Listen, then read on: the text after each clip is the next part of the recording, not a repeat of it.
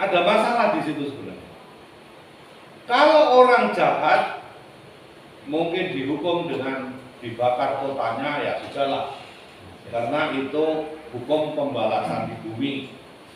Berarti harus kelihatan. Tetapi persoalannya adalah ketika orang benar di situ mati bersama dengan orang jahat, lalu apa bedanya yang jahat dengan yang baik? Nah, itulah yang diprotes oleh Abraham. Maka Abraham yang beriman pada waktu itu membela orang-orang benar yang ada di dalam Sodom dan Gomora, supaya ketika Sodom dan Gomora itu dihancurkan, orang-orang benar ini dikeluarkan dulu dari kota Sodom dan Gomora, supaya kelihatanlah bahwa orang benar itu tidak mati seperti orang yang jahat yang lain. Ada persoalan sih?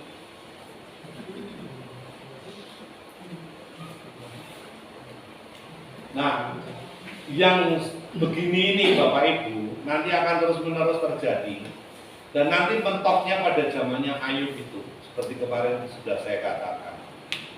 Karena orang belum punya pandangan mengenai kehidupan eskatologis. Jadi semua harus kelihatan di dunia ini.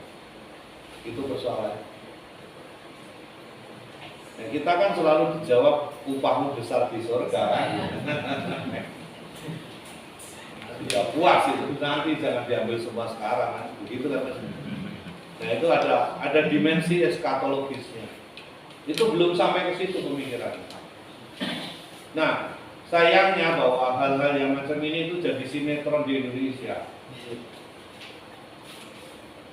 Di sinetron di Indonesia ini kan agak repot juga pengajarannya ini. Karena orang mati itu sampai mengejar orang hidup dan membunuhnya. Nah, ini kan agak repot. Itu sinetron. Jadi dasar sinetron kita itu adalah hukum pembalasan di bumi, atau yang sering disebut dengan hukum kisas. Maka kan jelek sekali loh. Jeleknya apa? Lah masa orang sudah mati balas dendam gitu loh. Piye itu? Kan ini pengajaran yang secara teologis salah. Tapi merusak mental juga mau. Ya itu. Ya itu. Kan alasannya sinetron. Ya tapi memberikan pengajaran yang untuk iman kita tidak pas. Tidak pas. Jalan di gelap takut ya. Iya. Padahal itu tangannya. Yang menarik juga tadi bahwa Allahnya itu bukan Allah yang langsung tes gitu ya. Iya. Tapi Allah tadi kan ketika mendapatkan laporan nih Sodom dan Gomora orangnya jahat, maka Tuhan tidak hanya oke lah saya hancurkan, tidak. Tetapi dia tadi turun ke bumi ya, melihat bahwa orang-orang itu benar apa enggak. Itu sangat menarik gambarannya. Jadi Tuhan kita itu bukan hanya mendengar kata orang ya, tetapi melihat fakta. Belusukan. Iya, belusukan. Zaman sekarang itu belusukan istilahnya ya. Oh, Allah itu kan maha kuasa mau.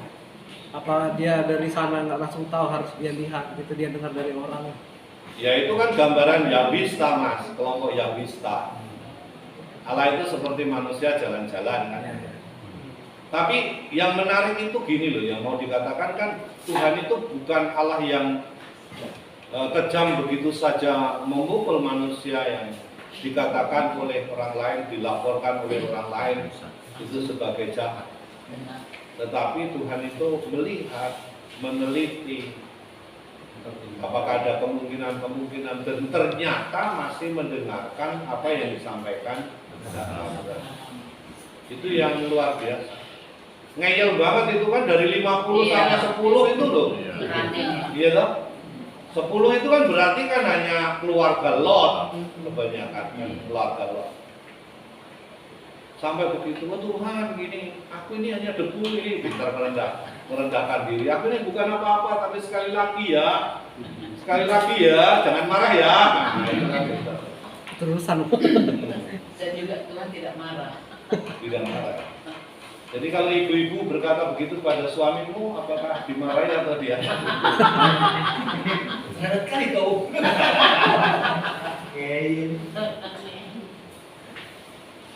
Jadi menarik. Maka Tuhan itu tidak percaya gosip rupa-rupanya ya. Iya. Tetapi meneliti apa ini gosip, apa enggak ini hoax, apa enggak itu kan. Nah, Tidak asal dengar. iya. Itu yang menurut saya sangat menarik gitu ya.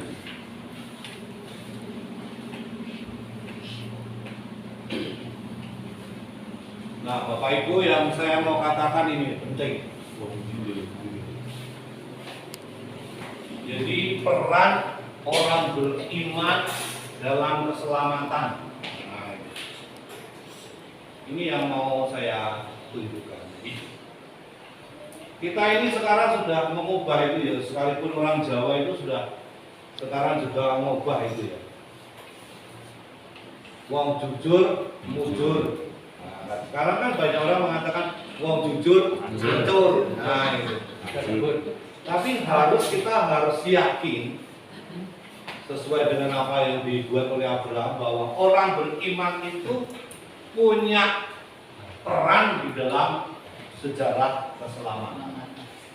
Ini yang harus kita yakini.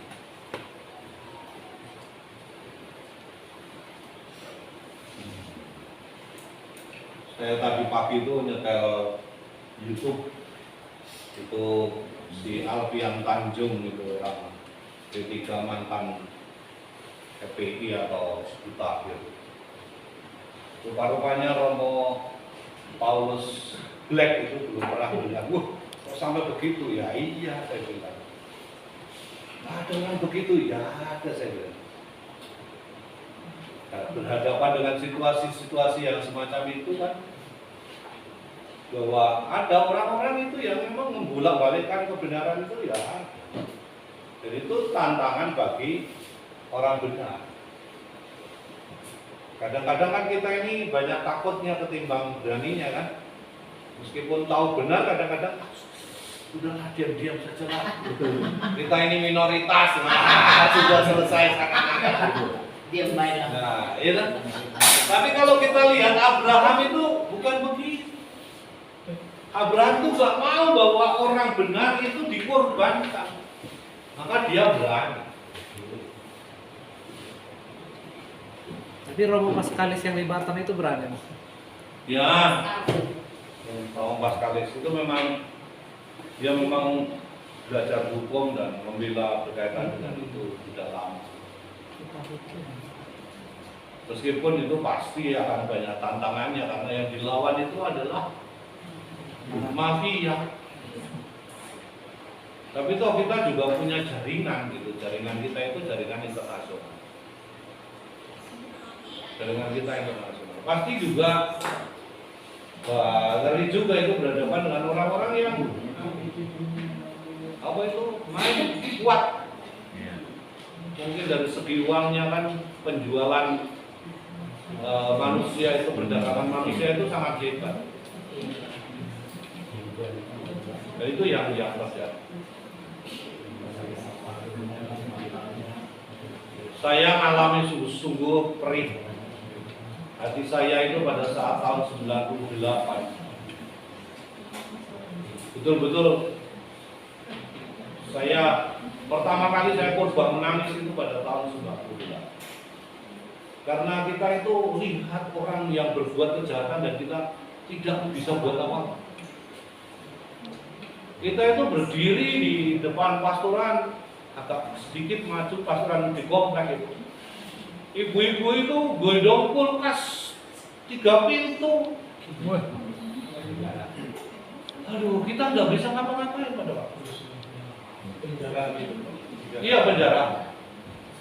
Jadi saya punya pengalaman itu pada waktu itu kan kami punya tim relawan sejak tahun 19 Kuda Tuli itu 97. Jadi punya tim relawan menjaga seluruh komplek itu, dan pada waktu itu sampai jam 6 sore itu sudah aman semua karena kami kerjasama dengan anak ITS.